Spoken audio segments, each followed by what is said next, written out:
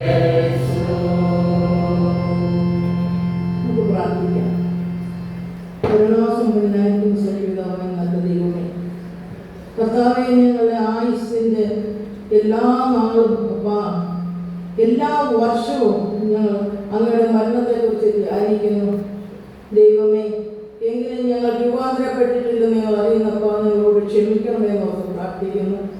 അവിടുത്തെ മരണം കൊണ്ട് ഞങ്ങൾ നിത്യമരണത്തിൽ നിന്ന് ഞങ്ങളെ രക്ഷിച്ച കർത്താവേ, ഞങ്ങൾ ഈ വചനങ്ങൾ ധ്യാനിക്കുമ്പോൾ ഞങ്ങളുടെ ഹൃദയത്തോട് ഇടപെടാൻ കർത്താവേ, കേൾക്കുന്ന മക്കളെയും പറയുന്ന അടിനെയും ഒരുപോലെ അനുഗ്രഹിക്കണമേ.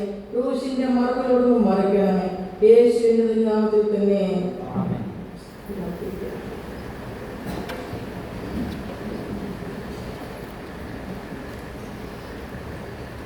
നമ്മൾ ഓരോരുത്തരും നമ്മുടെ ജീവിതത്തിൽ നമുക്ക് എത്ര പ്രായമുണ്ടോ അത്രയും വർഷം നമ്മൾ ഈ നല്ല വെള്ളിയാഴ്ച ആചരിക്കുകയും വചനത്തെ ധ്യാനിക്കുകയും നമ്മൾ ചെയ്യാറുണ്ട്. എങ്കിലും നമുക്ക് നമ്മളെ തന്നെ ഒന്ന് രൂപാന്തരപ്പെടുത്താൻ കഴിഞ്ഞിട്ടുണ്ടോ എന്ന് നാം ഒന്ന് ചിന്തിക്കുന്നത് നല്ലതാണ്. ഈ 5-ാമത്തെ മൊഴിയിൽ ഇങ്ങനെ പറയുന്നു. വിശുദ്ധ യോഹന്നാൻ എഴുതിയ സുവിശേഷം 19-ാം അധ്യായം 28-ാം വാക്യത്തിൽ, സകലവും തികഞ്ഞിരിക്കുന്നു എന്ന് യേശു അറിഞ്ഞിട്ട് തിരുവെഴുത്ത് നിവൃത്തിയാകും വണ്ണം എനിക്ക് ദാഹിക്കുന്നു എന്ന് പറഞ്ഞു. എനിക്ക് ദാഹിക്കുന്നു എന്ന് പറഞ്ഞു.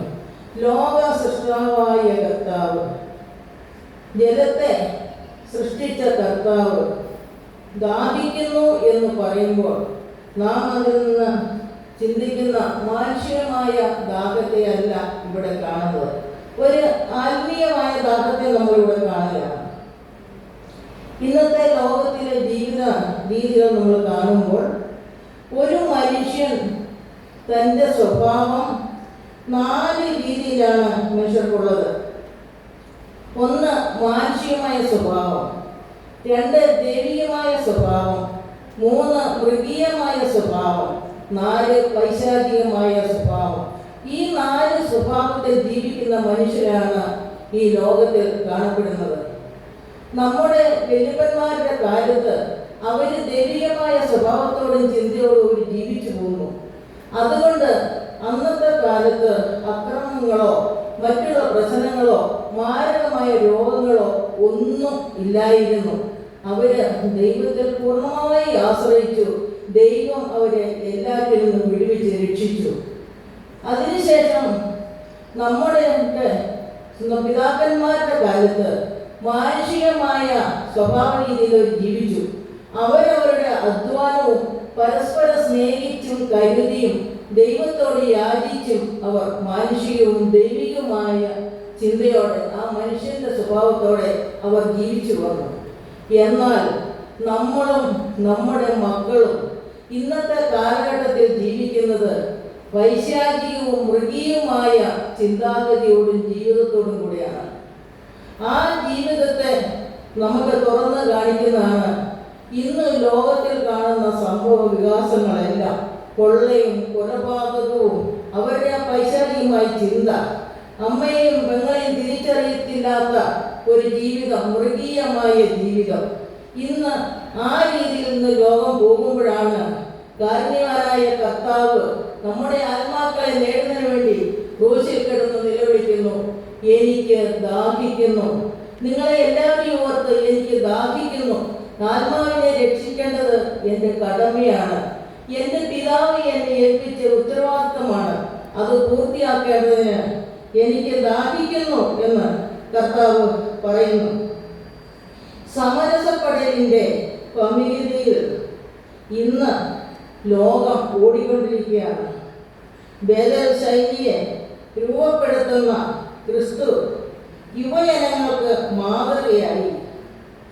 ജീവിതയിടങ്ങളിൽ, സാഹചര്യങ്ങളിൽ, വ്യവസ്ഥിതികളിൽ സമരസപ്പെടുന്നത് ഒരു സന്തോഷമായാണ് യുവതലമുറകൾ കാണുന്നത്.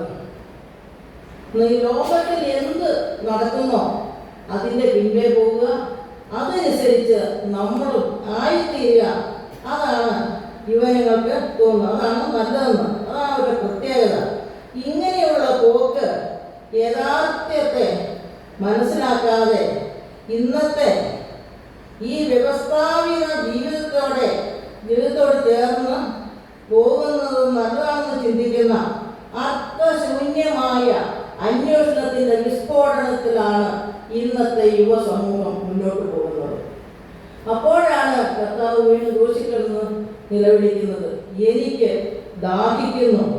ഈ ദാഹം മാറ്റാൻ നമുക്ക് കഴിയുമോ എന്നുള്ളത് നമ്മൾ ചിന്തിക്കണം. അരുത്, അല്ലെങ്കിൽ അങ്ങനെയല്ല ചെയ്യേണ്ടതെന്ന് പറയാനുള്ള ഒരു ആർജവം നഷ്ടപ്പെട്ടു പോയ ഒരു സമൂഹമാണ് ഇന്നത്തെ സമൂഹം. അതും നമ്മൾ മനസ്സിലാക്കേണ്ടിയിരിക്കുന്നു. തെറ്റ് കണ്ടാൽ തെറ്റാണെന്ന് പറയുവാൻ, അല്ലെങ്കിൽ അങ്ങനെ ചെയ്യരുതെന്ന് പറയാൻ നമുക്കും കഴിയുന്നില്ല, നമ്മുടെ സമൂഹത്തിനും മറ്റാർക്കും കഴിയുന്നില്ല. അതിനെ നമ്മൾ ശരിയായി അംഗീകരിച്ച് മുന്നോട്ട് പോവുകയാണ്. യേശു സ്വന്തം കാര്യത്തിന് വേണ്ടി, സ്വന്തം ആവശ്യത്തിന് വേണ്ടി പറഞ്ഞിട്ടുള്ള ഏക ഒരു വാക്യമാണ് എനിക്ക് ദാഹിക്കുന്നു. അതും യേശുവിന് ഈ ലോകത്തിലെ വെള്ളം കുടിക്കുന്നതിന് വേണ്ടി ആയിരുന്നില്ല. ദൈവം സ്വന്തം പിതാവ് തന്നെ ഏൽപ്പിച്ച കാര്യം, ഉത്തരവാദിത്വം പൂർണ്ണമായി നിറവേറ്റുന്നതിന് വേണ്ടിയുള്ള ഒരു ദാഹമായിരുന്നു യേശു പറഞ്ഞ മൊഴിയുടെ പ്രത്യേകത. തൻ്റെ സ്വന്തം കാര്യങ്ങൾ ഇങ്ങനെ ചെയ്യുന്നതോടൊപ്പം ഈ യുവ സമൂഹത്തോട് യേശു പറയുന്നത് എന്തെന്നറിയോ? ഒരു യുവാവാണ് യേശു എന്നുള്ളത് യുവജനങ്ങളും നമ്മളും മനസ്സിലാക്കണം. യുവാവായ ഒരു ക്രിസ്തുവാണ് ഈ വേദനയോടെ കിടന്ന് പറയുന്നത്. സ്വന്തം ആവശ്യങ്ങൾക്ക് വേണ്ടി ഉള്ള ഏക വാക്യം എന്ന് പറയുമ്പോൾ എനിക്ക് ദാഹിക്കുന്നു, കഠിനമായ വേദന സഹിക്കാൻ പറ്റാതെ ദാഹിക്കുന്നത് നിലവിളിച്ചതായി വചനത്തിൽ പറയുന്നുണ്ട്. എനിക്ക് സഹിക്കാൻ പറ്റുന്നില്ല എന്ന് യേശു നിലവിളിച്ചതായി നമ്മുടെ വചനത്തിൽ പറയുന്നുണ്ട്. കയ്പ് കലർന്ന പാനീയം രുചിച്ചു നോക്കിയാറെ യേശുവിന് കുടിപ്പാൻ മനസ്സായില്ല. എന്തുകൊണ്ടാണത്? അതോടൊപ്പം മനുഷ്യ സ്വഭാവത്തെയും കാണിക്കുന്നു. പൂർണ്ണ മനുഷ്യനും പൂർണ്ണ ദൈവവും ആയിരുന്നു യേശു. അതുകൊണ്ട് മനുഷ്യന്റെ എല്ലാ ആവശ്യങ്ങളും യേശുവിനും ആവശ്യമുണ്ടായിരുന്ന ഒരു സമയമുണ്ടായി. മനുഷ്യനോട് കൂടെ ജീവിച്ചു. ദൈവമാണെങ്കിലും മനുഷ്യനോട് കൂടെ ഒരു സുഹൃത്തിനെ പോലെ ലോകത്തിൽ യേശു ജീവിച്ചു. പെസഹ കഴിഞ്ഞതിന് ശേഷം ഒരാഹാരവും യേശു കഴിച്ചിരുന്നില്ല. യേശുവിന് ലോകപരമായ ആഹാരം യേശു കഴിച്ചത് പെസഹായ്ക്കാണ്. അതിനുശേഷം യേശു ഭക്ഷണം കഴിച്ചിരുന്നില്ല. പക്ഷേ യേശുവിൻ്റെ ആത്മീയ ആഹാരം എന്ന് പറയുന്നത് ദൈവത്തിൻ്റെ, തൻ്റെ പിതാവിൻ്റെ കൽപ്പന അനുസരിച്ച് അത് വേണ്ട രീതിയിൽ മുന്നോട്ട് കൊണ്ടുപോകുന്നു. ഈ പിതാവ് എങ്ങനെ ചെയ്യാൻ കൽപ്പിക്കുക അപ്രകാരം കൃത്യമായി അതിനെ പൂർത്തിയാക്കുകയോ ചെയ്യുന്നതായിരുന്നു യേശുവിൻ്റെ ഭക്ഷണവും പാനീയവും. അതുകൊണ്ട് യേശു ഒന്നും കഴിച്ചിരുന്നില്ലെങ്കിലും യേശു അതിൽ നിരാശനായിരുന്നില്ല. 5 സ്ഥലങ്ങൾ വെച്ച് 6 പ്രാവശ്യം യേശുവിനെ അവര് ഈ ക്രൂശിക്കാൻ കൊണ്ടുപോകുമ്പോൾ 5 സ്ഥലത്ത് വെച്ച് 7 പ്രാവശ്യം അവര് യേശുവിനെ ചോദ്യം ചെയ്തപ്പോൾ, 6 പ്രാവശ്യം ചോദ്യം ചെയ്തപ്പോൾ, വിസ്തരിച്ചപ്പോൾ അതൊക്കെ യേശുവിനൊരു വല്ലാത്ത പീഡനമായിരുന്നു. എപ്പോഴും കൂടെ ഉണ്ടായിരുന്ന ശിഷ്യന്മാർ തന്നെ വിട്ടുപോയി, ഓടിപ്പോയി. യേശുവിനെ ഇതുപോലെ പീഡിപ്പിക്കുന്നത് കണ്ടപ്പോൾ തനിക്ക് സംഭവിക്കുമെന്ന് ഓർത്ത് ഈ ശിഷ്യന്മാരും യേശുവിനെ വിട്ടുപോയി. അതും യേശുവിന് വല്ലാത്ത മനപ്രയാസമുണ്ടാക്കി. പടയാളികളുടെ ക്രൂരമായ പീഡനം മനസ്സും ശരീരവും ഒരുപോലെ തളർന്നു. അപ്പോഴാണ് പടയാളികൾ ഈസോപ്പ് തണ്ടിൽ വെച്ച് കൊടുത്ത ആ പാനീയവും യേശു നിരാകരിച്ചു. ജീവിത യഥാർത്ഥത്തിൽ നിന്നും ഒളിച്ചോടാതെ സുബോധത്തോടു കൂടെ ദൗത്യ നിർവഹണത്തിനായി കഷ്ടത സഹിക്കാൻ യേശു സന്നദ്ധനായിരുന്നു. ഏത് കഷ്ടത വന്നാലും, എന്ത് പ്രയാസം വന്നാലും, മരിക്കേണ്ടി വന്നാലും തന്നെ എൻ്റെ പിതാവിനെ ഏൽപ്പിച്ച ദൗത്യം ഞാൻ പൂർത്തിയാക്കുമെന്നുള്ള ഉറച്ച ആ നിശ്ചയത്തോടെയാണ് യേശു മുന്നോട്ട് പോയിക്കൊണ്ടിരുന്നത്. കൊടിയ വേദനയുടെ മധ്യത്തിലും തന്നെ ഏൽപ്പിച്ചിരുന്ന ഉത്തരവാദിത്വം ഉത്തരവാദിത്വത്തെക്കുറിച്ച് പൂർണ്ണ ബോധ്യമുണ്ടായിരുന്നു. തന്നെ ഉപദ്രവിച്ചവർക്ക് മാപ്പ് നൽകിയ യേശു, തൻ്റെ കൂടെ ക്രൂശിക്കപ്പെട്ട കള്ളന് പറുദീസ നൽകിയ യേശു, സ്വന്തം മാതാവിന് അഭയസ്ഥാനം നൽകിയ യേശു, ഇങ്ങനെ തൻ്റെ ഉത്തരവാദിത്വം ഒന്നൊന്നായി നിറവേറ്റി, ഒന്നും ഉപേക്ഷിച്ചില്ല. ഇതെല്ലാം ഈ ലോകത്തിൽ നമുക്ക് ആവശ്യമുള്ള കാര്യമാണ്. തൻ്റെ മാതാപിതാക്കളെ സംരക്ഷിക്കണം, തൻ്റെ കൂടെയുള്ളവരെ സംരക്ഷിക്കണം, അങ്ങനെയുള്ളവർ നമ്മൾ ക്ഷമിക്കേണ്ടവരോട് ക്ഷമിക്കണം. ഇങ്ങനെയുള്ള കാര്യങ്ങളെല്ലാം പൂർണ്ണമായി യേശു നിർവഹിച്ചുകൊണ്ടാണ് മുന്നോട്ട് പോയത്. അങ്ങനെ തൻ്റെ ഉത്തരവാദിത്വം എല്ലാം യേശു പൂർണ്ണമായിട്ടും നിറവേറ്റി. ജീവിത യാഥാർത്ഥ്യങ്ങളിൽ നിന്നും ഒളിച്ചോടുന്നവരോടും കുറുക്ക് വഴിയിലൂടെ രക്ഷപ്പെടാൻ ആഗ്രഹിക്കുന്നവരോടും യേശു പറയുന്നു, എനിക്ക് ദാഹിക്കുന്നു. നിങ്ങളെക്കുറിച്ച്, നിങ്ങളുടെ ആത്മാക്കളെക്കുറിച്ച് എനിക്ക് ദാഹിക്കുന്നു. എൻ്റെ ദാഹം മാറ്റി തരാൻ നിങ്ങൾക്ക് കഴിയുമെന്നുള്ള ഒരു ചോദ്യമാണ് അവിടെ പോകുന്നത്. നശിച്ചു പോകുന്ന ആത്മാവിനെ നേടാനുള്ള ദാഹം. സ്വന്തം മക്കളെ നാശത്തിലേക്ക് നയിക്കുന്ന മാതാപിതാക്കളോടും യേശു പറയുന്നു, എനിക്ക് ദാഹിക്കുന്നു. നിങ്ങൾ ഓർക്കും ഞങ്ങളെങ്ങനെ മക്കളെ നശിപ്പിക്കാനായിട്ട് ശ്രമിക്കുന്നല്ലേ? നിങ്ങൾ ശ്രദ്ധയോടെ ചിന്തിക്കണം. നമ്മുടെ മക്കളെ നമ്മൾ ലോകത്തിലേക്ക് ഇറക്കി വിടുമ്പോൾ മാന്യമായി വസ്ത്രം ധരിച്ചാണോ ഇറക്കി വിടുന്നത്? നിങ്ങൾക്ക് വീട്ടിൽ അത്താഴപ്പട്ടി ഉള്ളപ്പോഴും കടം മേടിച്ച് കാശ് കൊടുത്ത് നിങ്ങൾ ഫോൺ വാങ്ങിച്ച് പിള്ളേർക്ക് കൊടുത്ത് അവരുടെ ജീവിതം നശിച്ചു പോകുന്നു എന്ന് നിങ്ങൾ ശ്രദ്ധിക്കണം. മയക്കുമരുന്നിനും മദ്യത്തിനും അടിമയായി നമ്മുടെ മക്കൾ പോകുന്ന കാരണം കണക്കില്ലാതെ നമ്മൾ വാരിക്കൊടുക്കുന്ന പണത്തിൽ നിന്ന് വരുന്ന ഒരു വലിയ ശിക്ഷയാണ്. നമുക്കില്ലായിരിക്കാം, പക്ഷെ നമ്മൾ അതിനു വേണ്ടി കഷ്ടപ്പെടുകയാണ്, കൂലിപ്പണിയെടുക്കണം. എൻ്റെ കൊച്ചിന് അവൻ ചോദിക്കുന്ന പണം കൊടുക്കണം, ഇല്ലെങ്കിൽ ഞാനും മോശക്കാരനാകും, മറ്റുള്ളവരുടെ മുൻപിൽ എൻ്റെ കുഞ്ഞും മോശക്കാരനാകും. പക്ഷേ നമ്മുടെ കുഞ്ഞുങ്ങളെ നമ്മൾ പരസ്യമായിട്ട് നാശത്തിലേക്ക് ഇറക്കി വിടുക എന്നുള്ള കാര്യം നമ്മൾ മറന്നു പോകരുത്. ഇന്ന് നമ്മൾ കുഞ്ഞുങ്ങൾക്ക് കൊടുക്കാൻ കഴിയുന്ന കഷ്ടപ്പാട്, കുഞ്ഞുങ്ങളുടെ മനസ്സിന് കൊടുക്കുന്ന സന്തോഷം, നാളെ നമ്മൾ ദൈവസേനയിൽ കുത്തിയിരുന്ന് കരയേണ്ടി വരുമെന്നുള്ളതിന് യാതൊരു സംശയമില്ല. ഇവിടെ നിങ്ങളെ ഓർത്തും എന്നെ ഓർത്തും നമ്മുടെ മക്കളെ ഓർത്തും കർത്താവ് ക്രൂശിൽ കിടന്ന് ദാഹിക്കുകയാണ്. ആ കാര്യം നമ്മൾ ഒരിക്കലും മറക്കരുത്.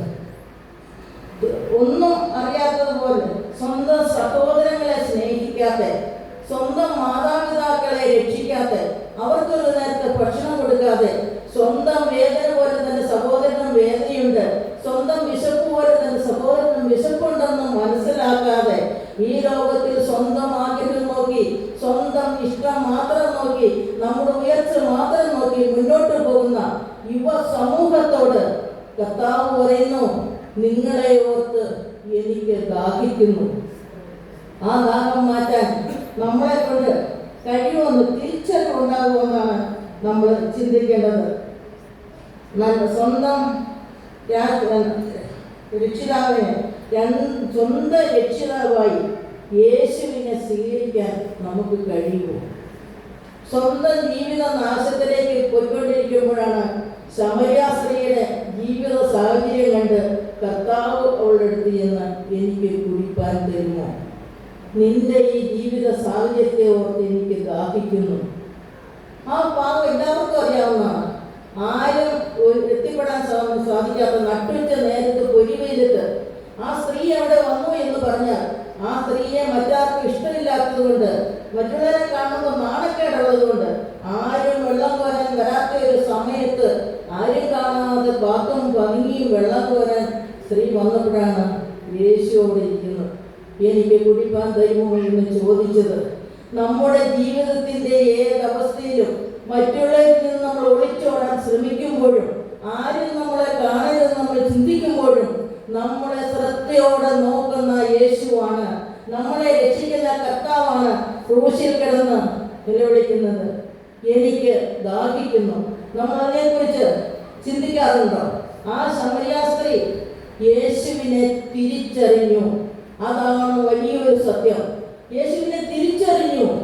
യേശുവിനെ തിരിച്ചറിഞ്ഞ് കാര്യങ്ങൾ മനസ്സിലായപ്പോൾ അവൾ പട്ടണത്തിലേക്ക് ഓടി. അവൾക്കവിടെ നാണക്കേടുണ്ടായില്ല, മറ്റുള്ളവർ എന്നെ കാണുന്നുള്ള ചിന്തയുണ്ടായില്ല, എന്ത് വിചാരിക്കുമെന്ന് ചിന്തിച്ചില്ല. ഞാൻ കണ്ടെത്തിയ രക്ഷകൻ സർവശക്തനാണെന്ന് പൂർണ്ണ ബോധ്യത്തിലേക്ക് അവൾ വന്നപ്പോൾ അവൾ എല്ലാം മറന്ന് ഓടി എല്ലാവരോടും ഈ കാര്യങ്ങൾ പറഞ്ഞു. ക്രിസ്തുവിന്റെ യഥാർത്ഥ ഒരു സാക്ഷിയായി തീരാൻ ആ സ്ത്രീക്ക് കഴിഞ്ഞു. അതുമാത്രം അവളുടെ ജീവിതത്തിന് അവൾ രൂപാന്തരം കൊടുത്തു. അനേകരെ ദൈവത്തിലേക്ക് വേർതിരിച്ചു. ഒത്തിരി പേരെ ക്രിസ്തുവിന്റെ സാക്ഷിയായി അവൾ വേർതിരിച്ചെടുത്തു. അതാണ് നമ്മളും ചെയ്യേണ്ടത്. നമുക്ക് വേണ്ടി കർത്താവ് ക്രൂശിൽ കിടന്ന് നിലവിളിക്കുമ്പോൾ നമ്മൾ മറ്റൊന്നും നോക്കണ്ട. ഞാൻ കണ്ടെത്തിയോ മറ്റുള്ളവർ കാണണം. എനിക്ക് കിട്ടിയ രക്ഷ മറ്റു സമൂഹത്തിലുള്ളവർക്കും കിട്ടണം. ആരും നശിച്ചു പോകരുതെന്നുള്ള ഒരു ചിന്ത നമ്മുടെ മനസ്സിൽ ഉണ്ടാകണം. അപ്പോഴാണ് യേശുവിൻ്റെ ആ ദാഹം ശമിക്കുന്നത്. ആ കാൽവരി ക്രൂശിൽ കിടന്ന് തൻ്റെ രക്തം ഒഴുകി പിതാവ് ഏൽപ്പിച്ച ദൗത്യം പൂർണ്ണമായി അത് ആയി എന്നുള്ളത് തികഞ്ഞു എന്നുള്ളത് ബോധ്യം വന്നപ്പോഴാണ് എനിക്ക് ദാഹിക്കുന്നു എന്ന് പറഞ്ഞത്. സകലവും തികഞ്ഞു എന്ന് പറഞ്ഞ് യേശു പറയുവാണ്, എനിക്ക് ദാഹിച്ചു. ആ ക്രൂശിൽ ചിന്തിയ രക്തം നമ്മെ ശുദ്ധീകരിക്കട്ടെ, നമ്മളെ ശക്തീകരിക്കട്ടെ. കർത്താവിന്റെ ഉത്തമ സാക്ഷിയായി ഇനി ഒരിക്കലും ഞാനോ എൻ്റെ കുടുംബമോ എൻ്റെ സഹോദരങ്ങളോ യേശുവിനെ ഒരു ദാഹം വരുത്തുവാൻ ഇടയാക്കാതെ നമ്മളെ കാത്തുരക്ഷിക്കട്ടെ. നമുക്ക് പ്രാർത്ഥിക്കാം. ആ ക്രൂശിലെ രക്തത്തിൽ നമുക്ക് കീഴടങ്ങാം. ഞാൻ ഒരു പാട്ടിന് 2 ലൈൻ ഓർക്കുന്നു. സർവപാപ കറകൾ നീക്കി നരരെ രക്ഷിച്ചിടുവാൻ ഉർവിനാഥൻ യേശുനാഥൻ ചൊരിഞ്ഞ